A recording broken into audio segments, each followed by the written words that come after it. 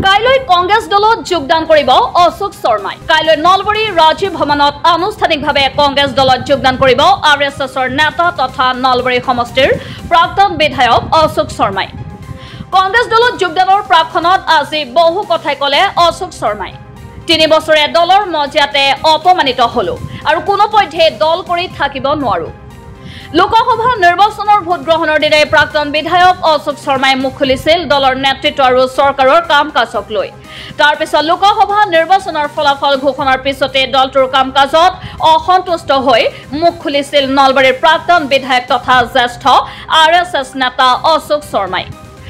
যোৱা কিছুদিনৰ ভিতৰতে কেইবাবাৰো এনেদৰে দল আৰু চৰকাৰৰ বিৰুদ্ধে তীক্ষ্ণ সমালোচনা কৰি আহিছিল বিজেপি দলৰ প্ৰাক্তন বিধায়ক অশোক শৰ্মাই। জন্মলগ্নৰে পৰা নলবাৰীত দলটোৰ গুৰি বঠা ধৰা আৰএছএছ নেতা অশোক শৰ্মাই শেহতীয়াভাৱে দলটোত নিজেই এলাগী হৈ পৰাৰ পিছত দলৰ নেতৃত্ব আৰু চৰকাৰৰ বিৰুদ্ধে সৰব হৈ পৰিছিল। চৰকাৰৰ কাম কাজত অসন্তুষ্ট হৈ সংবাদ মাধ্যমৰ সন্মুখত মুখ খোলাৰ পিছতে দলটোৰ ৰাজ্যিক নেতৃত্বই চকচ প্ৰেৰণ কৰিছিল অশোক শৰ্মাক। পিছে চকচৰ উত্তৰ দিয়াৰ লগতে প্ৰাক্তন বিধায়কগৰাকীয়ে অনা প্ৰশ্নসমূহৰ উত্তৰ বিচাৰিছিল দলটোৰ ৰাজ্যিক নেতৃত্বৰ পৰা, কিন্তু দলটোৰ নেতৃত্বৰ পৰা উত্তৰ নাপালে অশোক শৰ্মাই। বাৰে বাৰে তেওঁক আক্ৰমণ কৰাৰ অভিযোগ আনি এক যন্ত্ৰণাকাতৰ অৱস্থাৰ মাজেৰে বিজেপি দল ত্যাগ কৰিবলৈ ওলোৱা কথা আজি পুনৰবাৰ ব্যক্ত কৰে প্ৰাক্তন বিধায়কগৰাকীয়ে। মানসিকভাৱে বহু কষ্ট কৰি মনটো সন্তুলন কৰিছো অহা কাইলৈ কংগ্ৰেছত যোগদান কৰাৰ বাবে। যিহেতু মই লিখিতভাৱে ৰাজ্যিক সভাপতিক জনোৱাৰ পিছতো কোনো ধৰণৰ ব্যৱস্থা নহল। আজি তেওঁ পুনৰ কয় যে যোৱা 3টা বছৰে দলটোত অপমানিত হৈ আহিছো।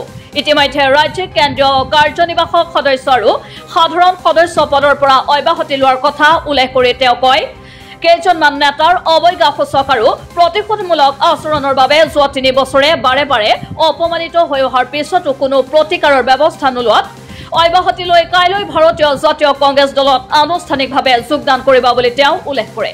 শব্দটো নকওঁ, প্ৰাথমিক চালুকীয়া বুলি কওঁ। শোচনীয় আৰু চালুকীয়াৰ পাৰ্থক্য আছে। মই চালুকীয়া অৱস্থাৰ পৰা ভাৰতীয় জনতা পাৰ্টিত কাম কৰি চৰকাৰ অনালৈ এক দায়িত্ব লৈ আছিলোঁ। কিন্তু চৰকাৰ অহাৰ পিছত আমাৰ কি এনে দুখ হ'ল যাৰ কাৰণত আমি অৱহেলিত হ'ব লগা হ'লোঁ। আৰু এই কথাটো উত্তৰ বিচাৰি চাওঁতে আমি নলবাৰীৰ পৰা জিকা বিধায়ক তথা বৰ্তমানৰ মন্ত্ৰী জয়ন্ত মল্লবৰুৱাকে ইয়াৰ কাৰণ হিচাপে দেখিছোঁ যে তেওঁ বাৰে প্ৰতি মোক অপমানিত কৰাৰ ফলশ্ৰুতিতে মই এনেকুৱা সিদ্ধান্ত ল'ব লগা হ'ল। আৰু যিটো সিদ্ধান্তৰ মুখ্যমন্ত্ৰী জনাৰ পিছতো প্ৰতিকাৰৰ একো ব্যৱস্থা নকৰিলে। গতিকে তেওঁলোকৰ যিটো হিমন্ত গ্যাং বুলি সৰ্বত্ৰ এতিয়া চৰ্চা হৈছে, সেই গ্যাংটোৰ কাৰণে মোৰ আজি এই সিদ্ধান্ত ল'ব লগা অৱস্থা হৈছে। তেওঁ পুনৰ কয়, মই বিজেপি দল ত্যাগ কৰাৰ বলিদানে যাতে জ্যেষ্ঠ বিজেপি নেতাসকল দলটোত সন্মান সহকাৰে থাকিব পাৰে সেই আশা কৰিম।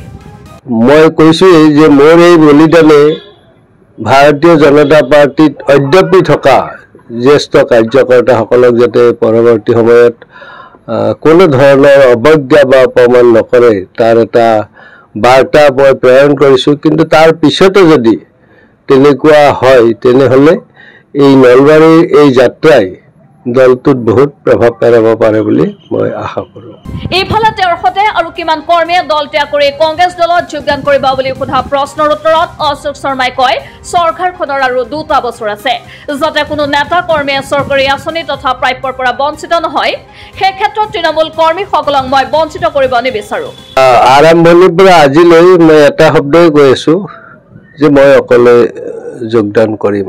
কাৰণ এতিয়াও ভাৰতীয় জনতা পাৰ্টিৰ নেতৃত্বত চৰকাৰ চলি আছে। চৰকাৰৰ কাৰ্যকাল প্ৰায় 2 বছৰ আছে। গতিকে মই কৰ্মীসকলক তেওঁলোকৰ সুবিধাৰ পৰা বঞ্চিত কৰিব নোখোজোঁ। আৰু সেইকাৰণে মই পূৰ্বতে মই প্ৰতিটো সাংবাদিক মেলতে কৈ আহিছোঁ যে মই অকলে যোগদান কৰিম। আনকি একাংশ তোষামোদকাৰীয়ে মোৰ বিৰুদ্ধে ষড়যন্ত্ৰ ৰচনা কৰি 40,000 সমৰ্থকক লৈ কংগ্ৰেছ দলত যোগদান কৰিব বুলি অপপ্ৰচাৰ চলাই মোৰ ভাৱমূৰ্তি বিনষ্ট কৰাত লাগি পৰিছে বুলিও তেওঁ পুনৰবাৰ সদৰি কৰে। কিছুমান অসৎ চৰিতাৰ্থৰ লোকে এক অভিসন্ধিমূলকভাৱে মই 40,000 সমৰ্থকক লৈ কংগ্ৰেছত যোগদান কৰিম বুলি যিটো এটা অপপ্ৰচাৰ চলাইছে সেইটো এটা মোক হলঠেকত পেলোৱাৰ কাৰণে কৰিছিল সেইটো তেওঁলোকৰ এটা উদ্দেশ্য প্ৰণোদিত প্ৰচাৰ আছিল কিন্তু মই কাকো এই বিষয়ত অনুৰোধ কৰা নাই যে তুমি মোৰ লগত আহি দলত যোগদান কৰা কাৰণ 2 বছৰ যেহেতু চৰকাৰৰ সময়সীমা আছে তেওঁলোকে যিখিনি পাৰে সেইখিনি সুবিধা আদায় কৰি লওক আৰু পৰৱৰ্তী সময়ত দেখা যাব সেইটো পিছৰ কথা কিন্তু মোৰ এটা ভাল লাগিছে যে মই আহিম বুলি কোৱা কাৰণে দলৰ পৰা অব্যাহতি লোৱাৰ পিছতে এই বিগত 3 বছৰে সুপ্ত হৈ থকা কিছু কৰ্মীয়ে এতিয়া দলৰ বহু কৰ্মীক ফোন কৰি মোৰ লগত যোগাযোগ হৈছে নেকি বা মোৰ লগত যাব নেকি বা যাব নালাগে বুলি বিভিন্ন কথা কোৱাৰ উপৰিও প্ৰলোভন দি আছে গতিকে এই বৰ্তমান চৰকাৰৰ নেতৃত্বই ভয় ভীতি আৰু প্ৰলোভনেৰে চৰকাৰ চলাইছে তাৰ এতিয়া প্ৰভাৱ আমাৰ কিছুমান নেতাৰ ওপৰতো পৰিছে গতিকে তেনেকুৱা হলে পৰৱৰ্তী পৰ্যায়লৈ কেনেকুৱা অৱস্থা হয় সেইটো দেখা যাব নলবাৰীৰ পৰা সুতেশমান শৰ্মা আৰু উদীপ্ত কুমাৰৰ ৰিপৰ্ট অসম ভইচ।